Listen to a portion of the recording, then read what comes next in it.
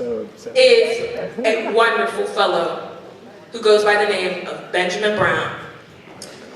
Benjamin is an artist, a traveler, and a healer who uses his poetry to document the emotional context of his experiences and transformative interactions with other people throughout the world.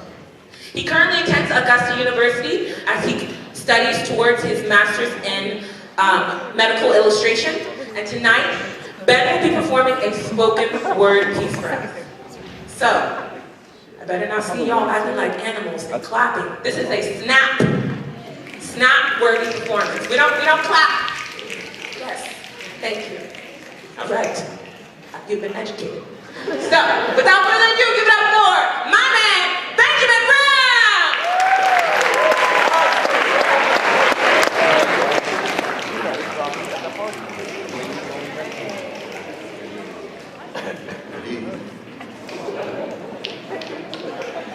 Hope you're doing fair out there, amidst the calls and applause we're all here to share. I'm here to tell you a story, not a tale of much glory, but more an allegory for the shadows that now drape your faces. Darkness that shapes forbidden traces of thoughts left unsaid but are wed to your every waking moments. The bestowment of these words are not meant to disturb, but rather curb that which we lament to a hint of something we may cease to squint at through blind eyes, so those hurting may find brighter skies when dark clouds depose in closing shadows. So let's talk. How are you feeling? It's a question not often asked, or at least not enough, for we ration our feelings behind creased lips as if to say, I'm fine. Though through this rosy tint we may actually find on any particular day that we may incur a hint of dismay. So if you take nothing else away from this session, let it be that whatever facial expression may or may not birth an impression, it is always worth asking the question, how are you feeling? See, you don't have to be dying to feel like crying. But I know your smiling isn't lying. It's more like tongue-tying your pain, just trying to protect yourself from the stigma that you're insane or have a diseased brain when all you really want is to feel some semblance of normalcy or perhaps a hint of fervency instead of this perpetually waking prophecy of ingenuously faking smiles for the masses that you don't want to see you crying on the inside. Still not dying, but no less by the wayside. I fear this topic may be unappealing. How are you feeling? They asked me too, and I smiled as you do. But what if they'd asked more, or since some perseverance may have revealed what was in store? You see, not so long ago, I thought I might not like to see tomorrow. Back then, it felt as though I was worthless. My derisive outlook evident in the dismissive way that I'd become submissive to negative self-talk. I knew my walk, head down, feet dragging the ground so short that the only road ahead of me was corroded with another episode of loneliness bestowed by the evidence of my past failures. Those past failures. The tailors of my mask and the flask that I drank from so I forgot to think things through. Like that sinking feeling that became me when I was blinking myself awake in the morning, my heart mourning before I could even have the first thought of the day. In the way that I knew, no matter what I could say or do, I was at the whim of this emotional grim that would come to define every hour thereafter. And laughter that I'd forgotten the sound of. Misbegotten hopes found to be lost, and in many cases friendly faces became riggers to overcome in a daunting dance of insincere circumstances, haunting my stance, leaving me unable to advance on the off chance that another reminder of my emptiness may enhance my desire to pull the trigger.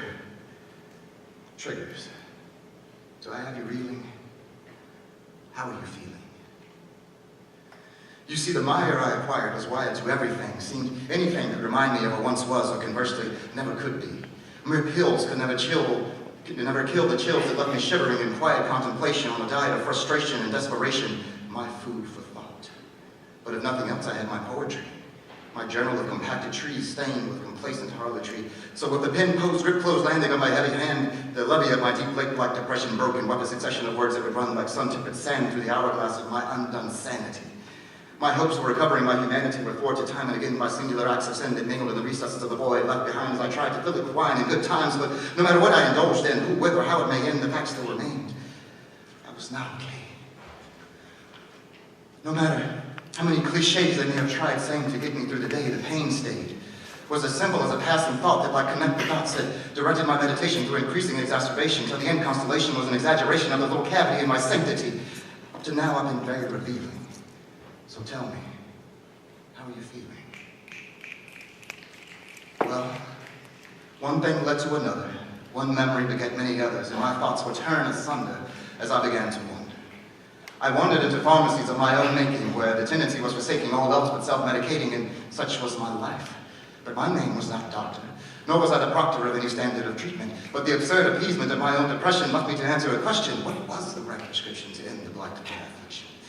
I couldn't call on alcohol, for as fast as I filled my glass, I'd have dialed and passed out before I finished the bottle. No rope, but I have sheets in which I could envelop my neck to hang around till I elope with the reaper. But no, I had to think deeper. No pain did I wish to inflict. I am sane, I thought.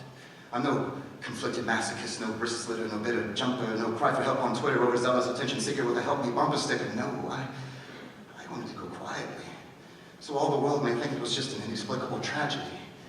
It seemed those feel-good pills may be of some use after all, if I just took them all. So bottoms up, no measuring cup, and with any luck by morn my sickness would be defeated, but damn, morning did come. And though white robes and bright strobes of light gave every indication that I might be rid of my affliction, some 5 working seconds passed and I fast realized that, to my surprise, I was still alive. But not all are so lucky as to take another breath. Because if you didn't know, suicide is the second leading cause of death for those up to age 24. Before the day is out, there will have been more than 3,000 attempts since the sun rose, those who can no longer smile in the shadows. But the key to getting the numbers down and keeping our friends, brothers, and mothers around is to talk about it. In hopes it may lead to healing, I ask again, how are you feeling?